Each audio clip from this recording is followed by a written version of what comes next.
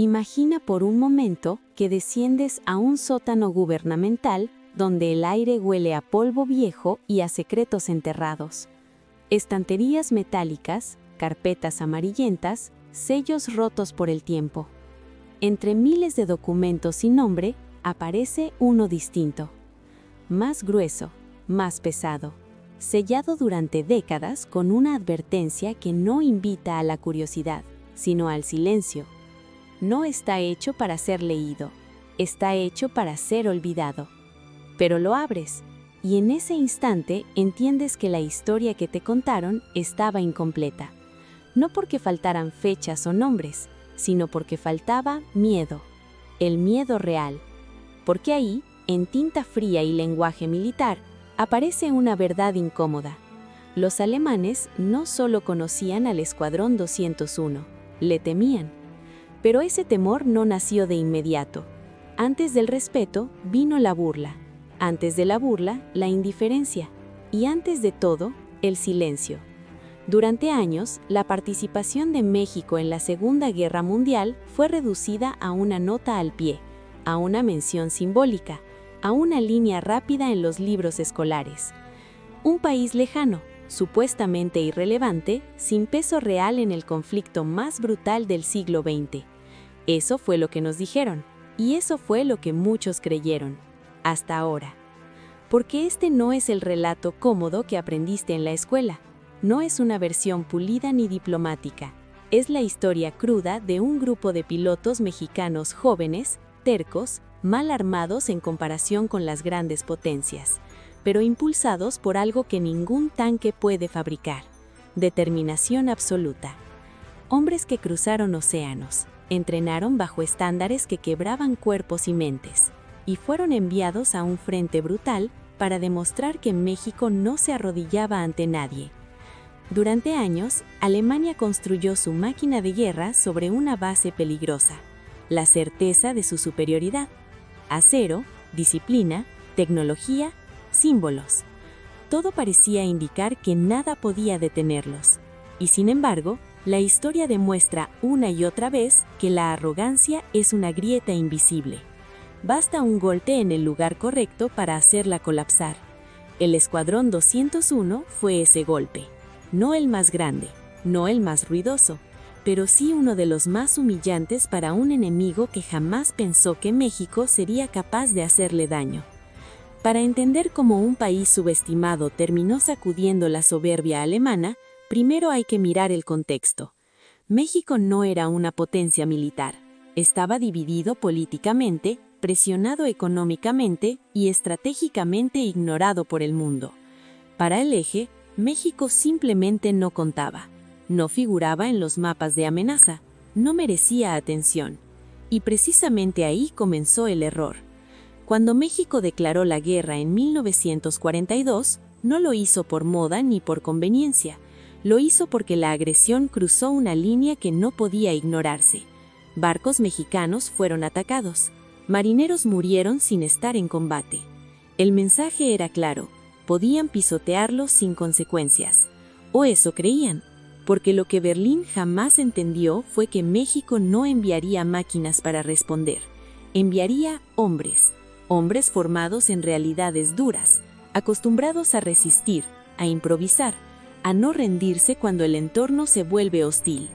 Y cuando llegó la orden de formar un escuadrón aéreo para combatir al otro lado del mundo, no hubo discursos grandilocuentes ni largas deliberaciones. Hubo una respuesta simple, seca, casi brutal en su claridad. Vamos. Así empezó todo. No con aplausos, no con cámaras, sino con una decisión silenciosa que cambiaría la percepción de México para siempre.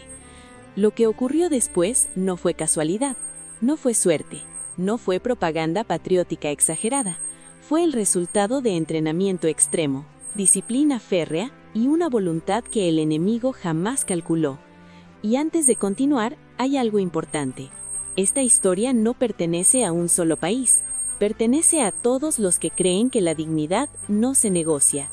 Por eso, mientras avanzamos, recuerda desde dónde estás escuchando este relato, porque durante décadas fue silenciado. Hoy, por fin, va a ser escuchado. Decir que México entró a la Segunda Guerra Mundial suele sonar académico, casi inofensivo. Una frase breve en los libros, una fecha subrayada, un párrafo que se pasa rápido. Pero la realidad fue mucho más visceral, más humana y más peligrosa. México no despertó un día con deseos de combatir al eje. Fue arrastrado a la guerra por el fuego enemigo, empujado por una agresión directa, desafiado de la forma más clara posible, con muerte en aguas propias. A inicios de 1942, mientras Europa ardía y el Pacífico comenzaba a llenarse de restos humeantes, México intentaba mantener una neutralidad tensa. La guerra parecía lejana, un conflicto de potencias que se disputaban territorios al otro lado del mundo. Pero esa distancia se acortó de golpe. El 13 de mayo, el petrolero mexicano Faja de Oro fue torpedeado en el Golfo por un submarino alemán. No era un buque de guerra, no escoltaba tropas, transportaba combustible, hombres trabajando, civiles cumpliendo su labor. Murieron marineros mexicanos que jamás empuñaron un arma. El mar, siempre honesto, devolvió cuerpos en silencio. Berlín, en cambio, respondió con desprecio. Días después, otro golpe. El potrero del Llano, claramente identificado con bandera mexicana, fue hundido de la misma manera. Ya no había ambigüedad. No fue un error, fue un mensaje. Para Alemania, México era irrelevante. Un país sin capacidad militar significativa, sin flota poderosa, sin aviación de combate que mereciera respeto. Un país al que se podía pisar sin pagar el precio. Ese cálculo, frío y arrogante, selló el destino de una decisión histórica. Cuando la noticia llegó a Ciudad de México, el ambiente cambió de inmediato. La prensa dejó de escribir con cautela y comenzó a hacerlo con rabia contenida. Los titulares no pedían guerra abiertamente, pero despertaban algo más antiguo: orgullo herido. En las calles, la frase se repetía en murmullos cada vez más claros. Otra vez nos quieren pisar. Y esta vez, no. El presidente Manuel Ávila Camacho entendió que no había espacio para medias tintas. Declarar la guerra no era solo un acto diplomático, era una respuesta moral. México entraba oficialmente al conflicto como aliado de Estados Unidos y del bloque antifascista. Pero declarar la guerra es sencillo en el papel, pelearla es otra cosa. Y ahí surgía la pregunta que muchos no se atrevían a formular en voz alta. ¿Qué podía aportar realmente México a una guerra global dominada por gigantes militares? Los estrategas estadounidenses lo sabían. México no tenía divisiones blindadas listas para cruzar continentes, ni flotas aéreas capaces de bombardear ciudades enteras. Pero sí tenía algo que podía construir rápido: un escuadrón aéreo especializado, unidades pequeñas, bien entrenadas, integradas a operaciones reales, hombres con temple, disciplina y hambre de demostrar que su país no estaba de adorno en la historia. La idea no nació del orgullo vacío, sino de una mezcla peligrosa de justicia y rabia. Honrar a los marinos muertos en el Golfo, responder al desprecio alemán, y dejar claro que México no aceptaba ser tratado como un daño colateral. Así comenzó a tomar forma el proyecto que más tarde se convertiría en leyenda: el Escuadrón 201. Detrás del número no había héroes todavía. Había agricultores, mecánicos, estudiantes, trabajadores, jóvenes que jamás imaginaron que terminarían combatiendo al otro lado del mundo. Cuando se abrió la convocatoria, más de 3,000 hombres se ofrecieron como voluntarios, no todos por las mismas razones.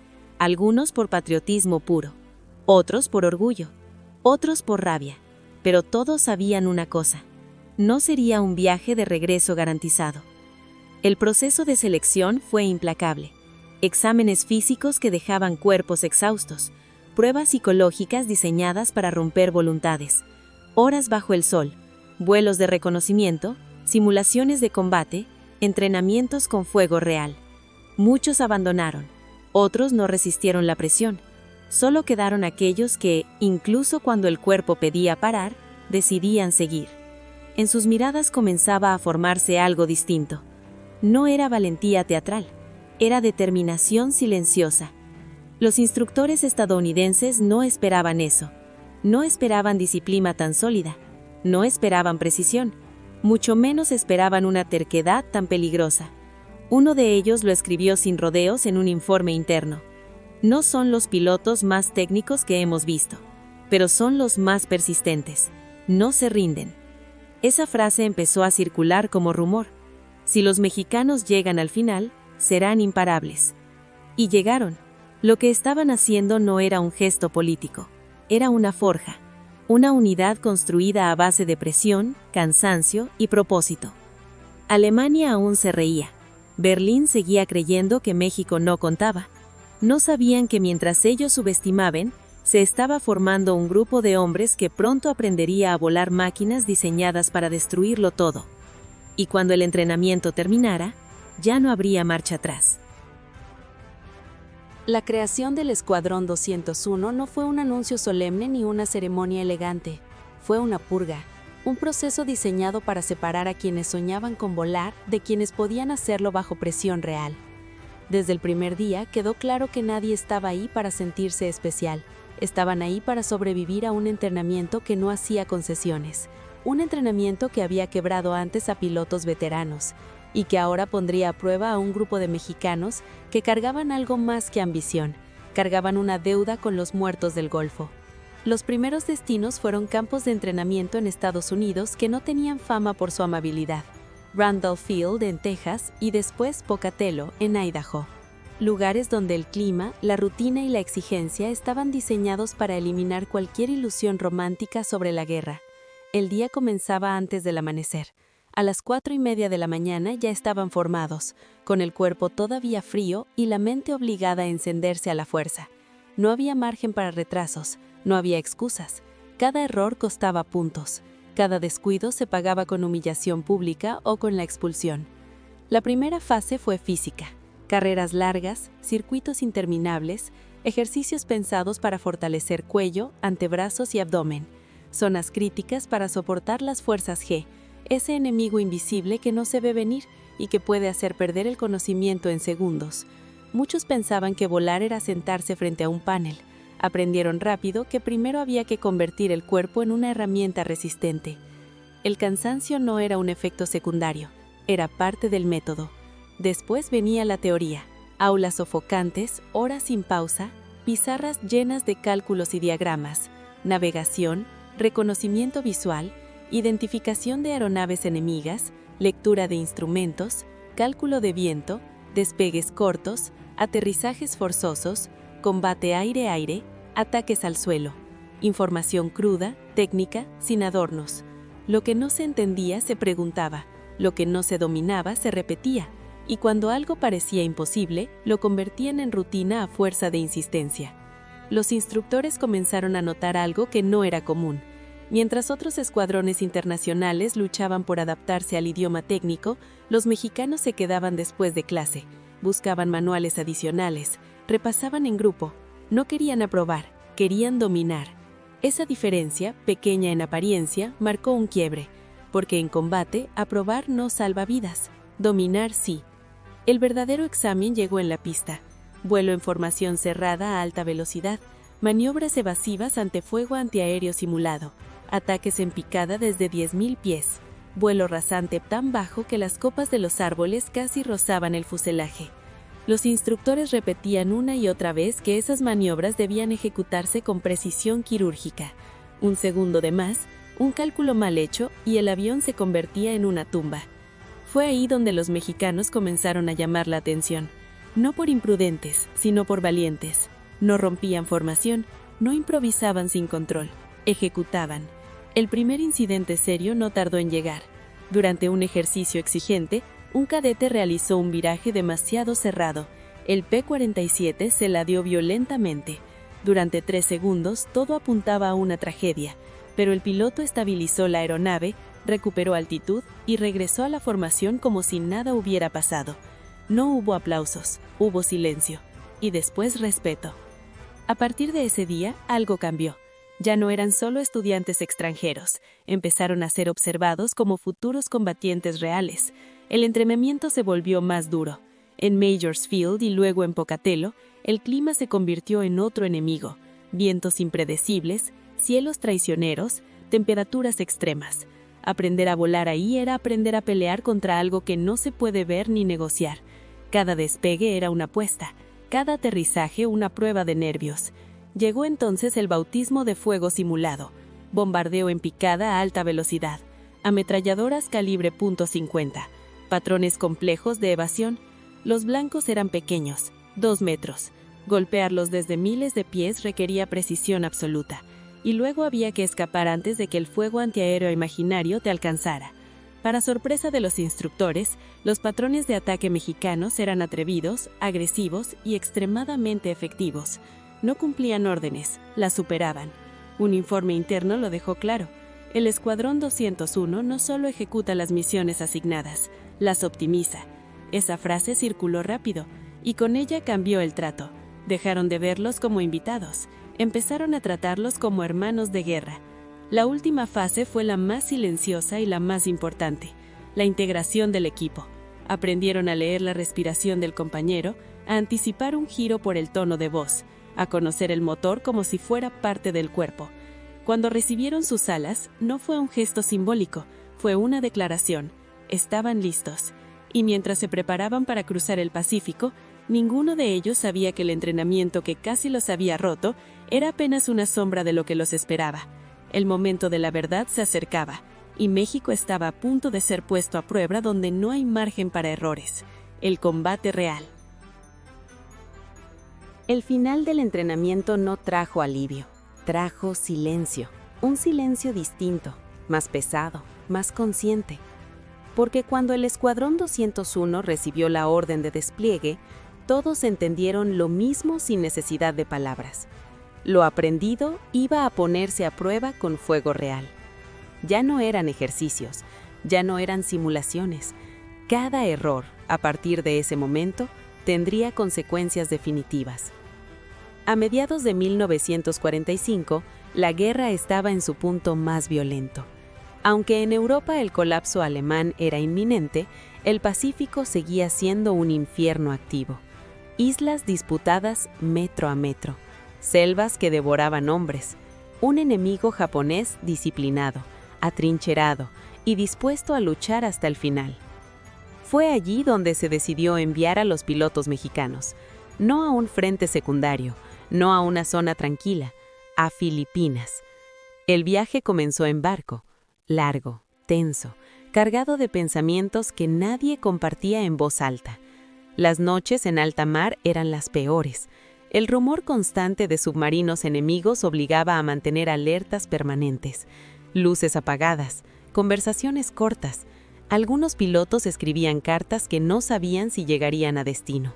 Otros miraban el horizonte durante horas, intentando memorizar la sensación del mundo antes del combate. No era miedo puro, era responsabilidad. Cuando finalmente divisaron las costas de Luzón, algo se quebró por dentro. No hubo celebración, no hubo gritos, hubo una certeza fría. Habían cruzado una línea invisible que los separaba definitivamente del México que conocían.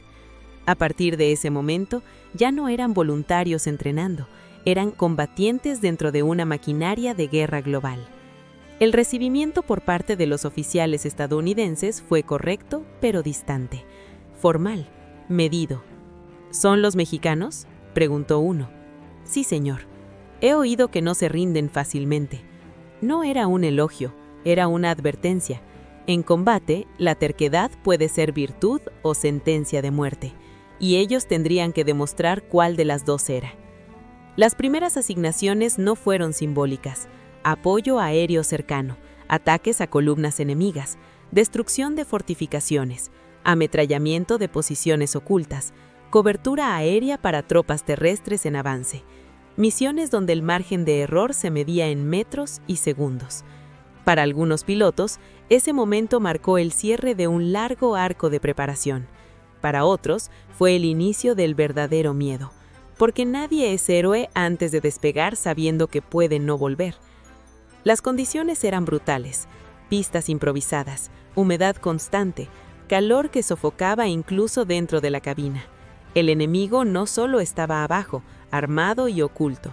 estaba en el entorno, en la selva que se tragaba equipos enteros, en el clima impredecible, en la fatiga acumulada. Y aún así, el Escuadrón 201 comenzó a operar con una frialdad que sorprendió a sus aliados. Cada misión era analizada al detalle, cada error discutido sin excusas. No había espacio para el orgullo individual.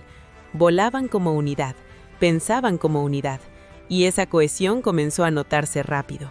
Los informes preliminares hablaban de precisión, de disciplina, de control bajo presión. No eran novatos improvisando, eran pilotos que sabían exactamente por qué estaban ahí. Mientras tanto, en Europa, aunque Alemania ya se desmoronaba, sus servicios de inteligencia seguían activos. Interceptaban comunicaciones, analizaban movimientos aliados, y empezaron a aparecer nombres nuevos en reportes técnicos que nadie esperaba ver. Fuerza Aérea Mexicana, Escuadrón 201, operaciones exitosas, pocas bajas, coordinación efectiva. Eran menciones pequeños, casi burocráticas, pero para un enemigo acostumbrado a clasificar países por su valor militar, esas líneas significaban algo inquietante. En Filipinas, los mexicanos ya no pensaban en Alemania, pensaban en la misión siguiente, en el combustible justo, en el ángulo de ataque, en volver a la pista con el avión entero. Pero sin saberlo, cada vuelo estaba haciendo algo más que destruir posiciones enemigas. Estaba corrigiendo décadas de subestimación. Estaba demostrando que México no era un espectador tardío, era un combatiente eficaz. La guerra no había terminado para ellos, apenas comenzaba, y lo que estaba por venir pondría a prueba no solo su entrenamiento, sino su carácter, porque muy pronto recibirían misiones que otros consideraban casi suicidas, objetivos fortificados, zonas donde el enemigo no retrocedía, y sería ahí, en el corazón del combate, donde el Escuadrón 201 dejaría de ser una promesa para convertirse en una realidad imposible de ignorar. El primer combate real no llegó con épica ni con música. Llegó con órdenes secas, mapas manchados de humedad y coordenadas marcadas a lápiz. El Escuadrón 201 recibió su misión con claridad brutal: destruir posiciones japonesas que llevaban semanas bloqueando el avance aliado. Túneles excavados en la roca, nidos de ametralladoras ocultos en la selva, artillería camuflada entre barrancos. Un sistema defensivo diseñado para resistir bombardeos y desgastar a cualquiera que se acercara. No era un objetivo sencillo. Era, en palabras de algunos oficiales, casi suicida. El 7 de junio de 1945, los motores comenzaron a rugir antes del amanecer. Los P-47 Thunderbolt mexicanos se alinearon en pistas improvisadas, rodeadas de barro, vegetación y tensión. En tierra, soldados estadounidenses observaban en silencio. Nadie lo decía en voz alta, pero la duda flotaba en el aire. ¿Podrá este escuadrón hacer la diferencia? ¿O será otro intento fallido en una guerra que ya ha devorado demasiados hombres? En el cielo no había espacio para esas preguntas. El capitán Radamés Gaxiola lideró la formación. Cuando alcanzaron la zona objetivo, el ataque comenzó sin vacilación. Bombas de 500 libras cayeron con precisión quirúrgica sobre las posiciones defensivas. La tierra se abrió, la selva ardió. Las ametralladoras calibre .50 barrieron puntos ocultos que habían resistido semanas de avance terrestre. Cada pasada era calculada, cada giro ejecutado con sangre fría. Lo más impactante no fue la destrucción, sino el control. No hubo caos, no hubo pánico, hubo disciplina. Cuando el enemigo intentó reorganizarse, la segunda oleada mexicana cayó como un martillo. En cuestión de horas, fortificaciones que habían detenido a unidades enteras quedaron neutralizadas. Las tropas aliadas avanzaron casi de inmediato. Por primera vez en semanas, el frente se movía. El informe estadounidense fue directo y sin adornos. El rendimiento del Escuadrón 201 ha sido excepcional. Su precisión supera la de unidades con mayor experiencia en campaña. Ese documento circuló rápido entre mandos aliados y también cruzó el océano. Aunque Alemania estaba colapsando, sus servicios de inteligencia seguían funcionando. Analizaban cada nuevo dato. Y en uno de esos informes apareció algo inesperado. Fuerza Aérea Mexicana, Escuadrón 201, capacidad ofensiva superior a la anticipada. No era propaganda, eran números, resultados, misiones cumplidas sin bajas, coordinación efectiva con fuerzas terrestres. Para un enemigo acostumbrado a medirlo todo, aquello fue un golpe silencioso. Las burlas iniciales se transformaron en preocupación. Lo que antes se descartaba como participación simbólica, ahora exigía atención. México no era un espectador, era un combatiente eficaz, y en Filipinas, el Escuadrón 201 no se detenía. Semanas después llegó una de las misiones más peligrosas. El 4 de julio de 1945, mientras Estados Unidos celebraba su independencia, los pilotos mexicanos fueron enviados a neutralizar posiciones japonesas cerca del volcán Mayón. El entorno era un infierno natural. Nubes densas, corrientes térmicas impredecibles, artillería escondida entre barrancos. Volar ahí era desafiar tanto a la naturaleza como al enemigo. El ataque se lanzó en rasosante. Gaxiola al frente, Reyes Delfín cubriendo desde mayor altitud. Las explosiones iluminaron la base del volcán. Los aviones se sacudían por la turbulencia, pero nadie rompió formación. Cuando las fuerzas japonesas abrieron fuego, la respuesta fue inmediata, precisa, implacable. En pocas horas, las posiciones enemigas colapsaron. Al día siguiente, las unidades filipinas avanzaron sin resistencia significativa. Entre los oficiales aliados comenzó a repetirse una frase. Estos hombres no vuelan como novatos. Vuelan como quienes saben exactamente por qué están aquí. El Escuadrón 201 ya no era una promesa, era una realidad, una unidad aérea de élite que operaba con eficacia, valor y control absoluto. Volaron 59 misiones de combate, destruyeron depósitos, convoyes, centros logísticos y posiciones defensivas, y lo hicieron sin buscar gloria. Cada vuelo tenía un propósito claro, cada regreso a la pista era una victoria silenciosa. Para México era la confirmación de algo que el mundo tardaría en reconocer. Porque mientras en el frente se ganaba terreno, en despachos lejanos se escribía otra historia. Una donde el respeto no nacía de discursos, sino de resultados. Y donde la risa alemana, poco a poco, se transformaba en silencio. A medida que las semanas avanzaban, algo se volvió imposible de ignorar para los mandos aliados. El Escuadrón 201 no estaba simplemente cumpliendo misiones asignadas, estaba redefiniendo expectativas. Lo que comenzó como un aporte puntual se transformó en una presencia confiable, constante y letal. Cada reporte de misión regresaba con el mismo patrón: objetivos destruidos, coordinación precisa, pilotos regresando con sus aeronaves intactas. En una guerra donde el desgaste era la norma, eso era excepcional. Para los soldados en tierra, la diferencia se sentía de inmediato. Cuando escuchaban el rugido de los Thunderbolts mexicanos acercarse, sabían que algo iba a cambiar. Las posiciones enemigas se desorganizaban, las columnas japonesas se dispersaban, las fortificaciones, que antes parecían imposibles de romper, cedían tras pocas pasadas.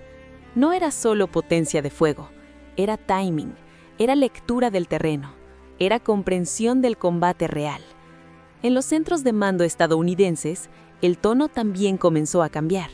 Los mexicanos dejaron de ser el escuadrón latinoamericano para convertirse en una unidad de referencia. Se les asignaban objetivos difíciles, zonas donde otros habían fallado, misiones que exigían precisión quirúrgica para no poner en riesgo a las tropas aliadas, y una y otra vez respondían con resultados. Mientras tanto, al otro lado del mundo, los informes seguían acumulándose. Aunque Alemania estaba al borde del colapso, sus analistas continuaban evaluando cada frente. El Pacífico no era su prioridad estratégica, pero lo observaban con atención. Y ahí, entre cifras y resúmenes técnicos, el nombre volvió a aparecer. Escuadrón 201. Operaciones exitosas. Impacto táctico desproporcionado. Capacidad de adaptación superior a la estimada.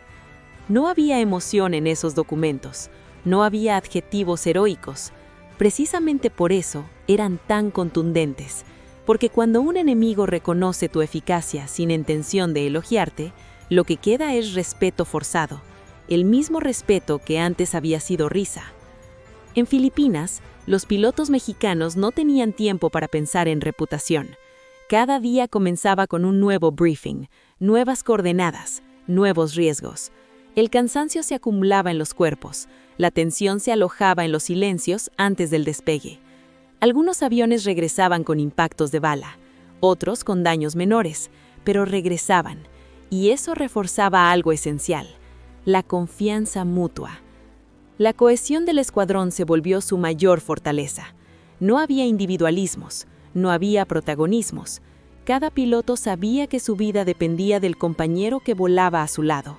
Esa confianza, forjada en el entrenamiento y probada en combate, fue lo que les permitió operar al límite sin quebrarse. Los mandos aliados comenzaron a documentar algo más que resultados. Notaban la actitud, la forma en que los mexicanos aceptaban las misiones sin dramatismo, cómo analizaban errores sin buscar culpables, cómo ajustaban tácticas sobre la marcha. No eran imprudentes, eran decididos, y esa combinación, en guerra, es rara. Con el paso de los días, el impacto estratégico del Escuadrón 201 se volvió evidente. Sectores que llevaban semanas estancados comenzaron a avanzar. Las fuerzas japonesas, privadas de apoyo y logística, perdían cohesión. El cielo ya no les pertenecía, y aunque muchos de esos logros fueron atribuidos al esfuerzo conjunto aliado, dentro de los informes internos había claridad. Los mexicanos estaban haciendo más de lo que se esperaba de ellos.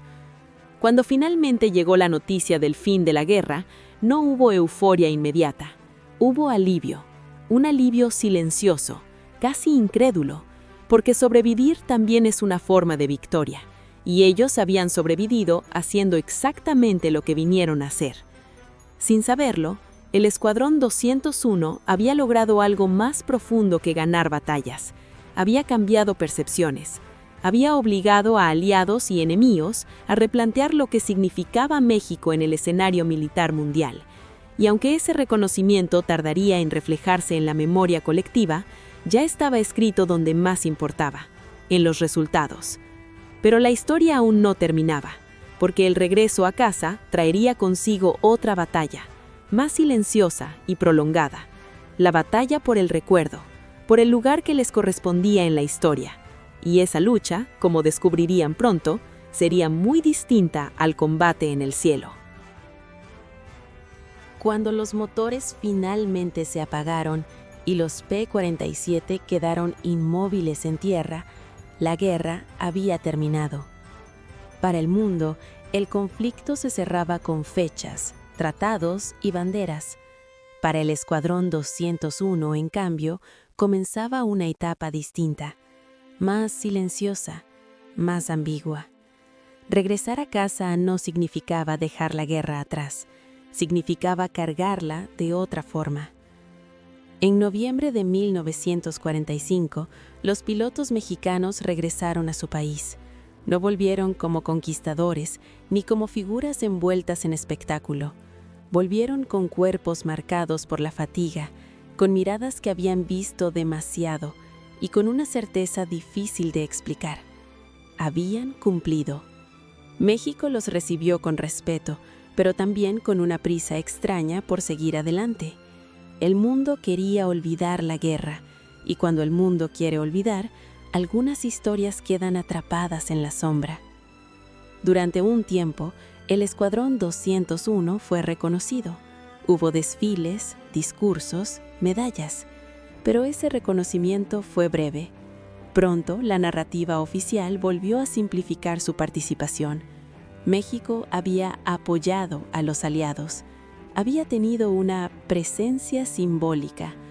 Las palabras comenzaron a diluir lo que en realidad había sido fuego, sudor y sangre. No por malicia abierta, sino por comodidad histórica.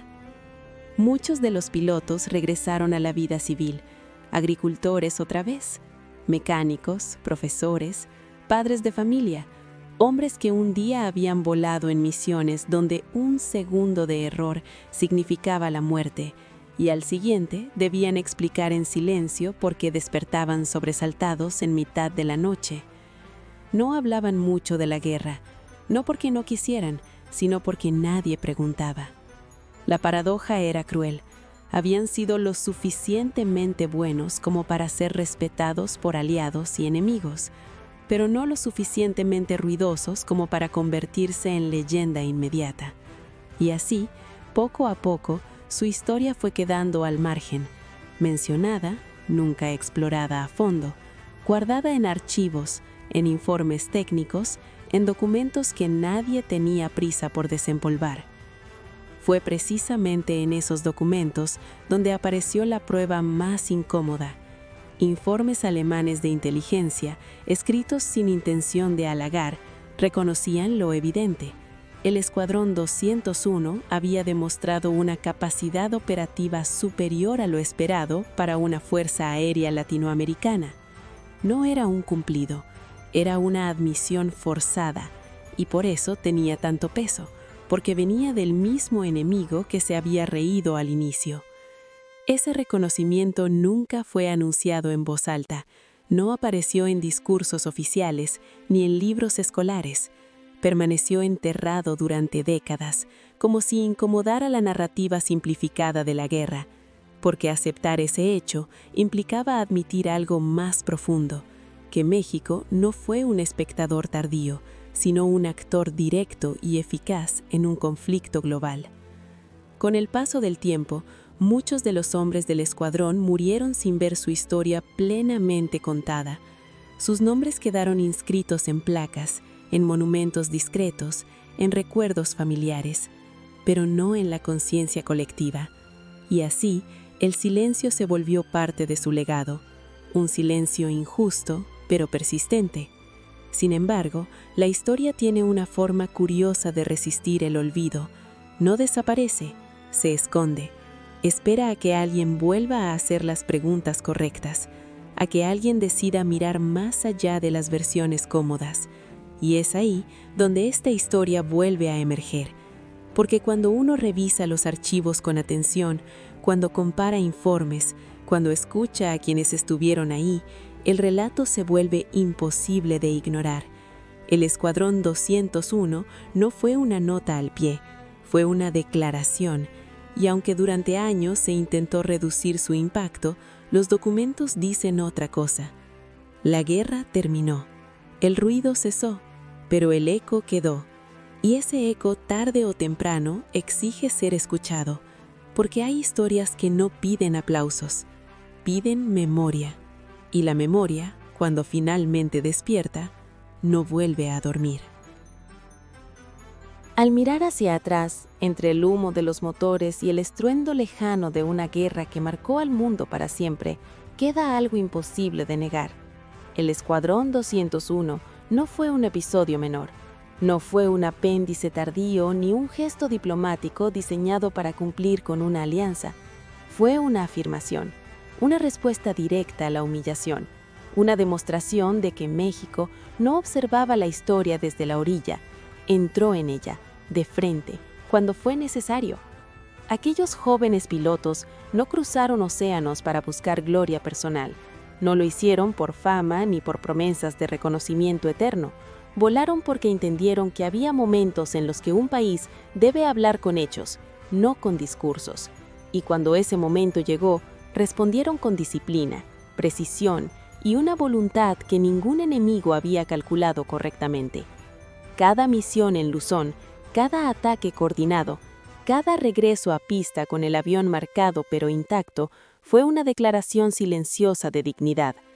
Lo más revelador de esta historia no es solo lo que hicieron en combate, sino lo que provocaron sin proponérselo. Cambiaron la percepción de aliados que no esperaban tanto y obligaron a un enemigo acostumbrado a subestimar a reconocer, aunque fueran informes fríos y técnicos, que México había sido eficaz. No hubo aplausos públicos desde Berlín, hubo algo más incómodo: respeto forzado. Y ese tipo de respeto pesa más que cualquier medalla. Con el paso de los años, el ruido de la guerra se apagó, las prioridades cambiaron, el mundo avanzó. Y como ocurre tantas veces, la memoria se volvió selectiva. El Escuadrón 201 quedó reducido a menciones breves, a imágenes sueltas, a una historia conocida por pocos. Pero la verdad no desapareció. Permaneció en documentos, en testimonios, en resultados imposibles de borrar. Permaneció esperando, porque hay historias que no encajan bien en los relatos simples, historias que incomodan porque rompen con la idea de quiénes deberían haber sido los protagonistas. Y esta es una de ellas. México, un país subestimado, políticamente presionado y militarmente ignorado, formó una unidad capaz de operar al nivel más alto de una guerra global, y lo hizo sin estridencias, sin propaganda exagerada, sin reclamar un lugar que prefirió ganarse en el aire. Recordar al Escuadrón 201 no es un acto de nostalgia, es un acto de justicia histórica.